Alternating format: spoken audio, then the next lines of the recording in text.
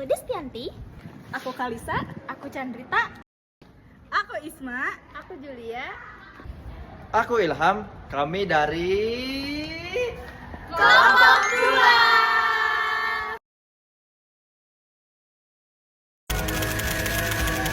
2. Laju kasus demam berdarah Denggi atau DPD di Indonesia meningkat lebih dari 2 kali lipat pada Maret 2024 bila dibandingkan pada periode yang sama.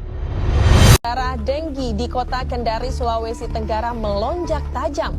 Bahkan karenanya, Kendari menjadi salah satu dari 3 kota dengan DBD tertinggi di tanah air. Data Kementerian Kesehatan mencatat sampai minggu ke-17 di tahun 2024, ada 88.593 kasus DBD di Indonesia dengan angka kematian sebanyak 621.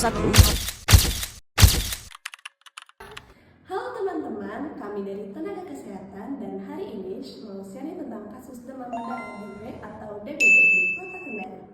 Kenapa ini penting? Karena ternyata kasusnya lagi meningkat dan cukup mengkhawatirkan. Jadi kami coba gali lebih dalam. Sebenarnya apa sih penyebabnya dan gimana cara mencegahnya? DBD bukan penyakit baru, tapi masih jadi masalah serius, apalagi di daerah tropis seperti kita.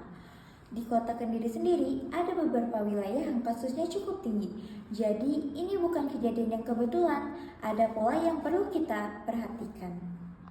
Dari data yang kami kumpulkan, terjadi kasus DBD di tahun 2024.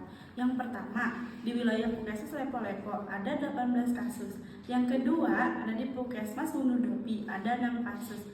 Yang ketiga, kasus paling tinggi di Puskesmas Baruga ada 22 kasus. Dan yang terakhir di Puskesmas Batu Bangga ada 15 kasus.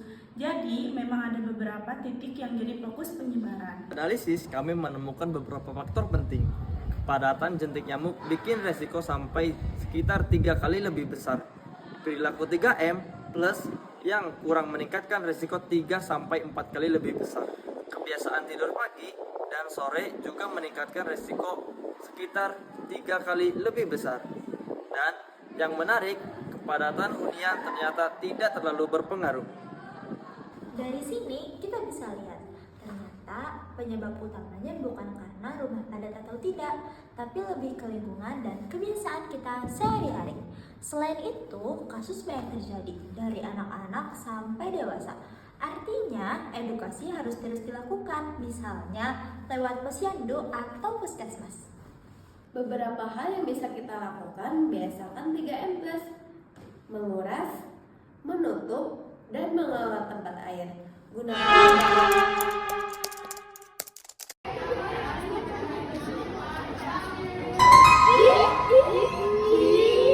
Iya, ada genangan air. Oh, no, buang aja, Kak. Iya, benar.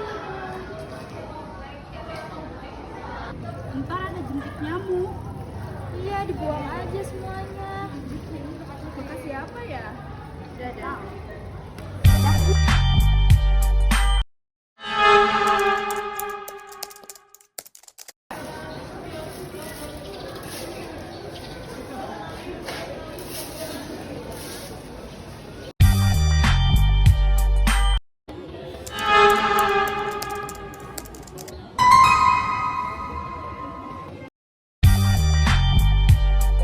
Gunakan obat yang aman seperti paracetamol dan hindari obat yang bisa memicu perdarahan. Rutin cek jentik nyamuk di lingkungan dan dari sisi pemerintah. Perlu ada monitoring supaya bisa terdeteksi lebih cepat dan mencegah kejadian luar biasa. Jadi intinya DBD ini sebenarnya bisa dicegah. Kuncinya ada di kebiasaan kita sehari-hari dan kepedulian terhadap lingkungan. Kalau kita mulai dari hal kecil, dampaknya bisa besar untuk kesehatan bersama. Terima kasih, salam sehat.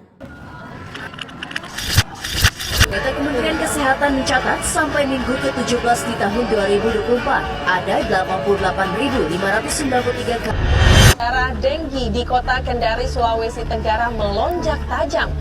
Kasus demam berdarah Denggi atau DPD di Indonesia Di meningkat tahun lebih dari 2 kali lipat. 2024, ada 88.593 kasus DBD.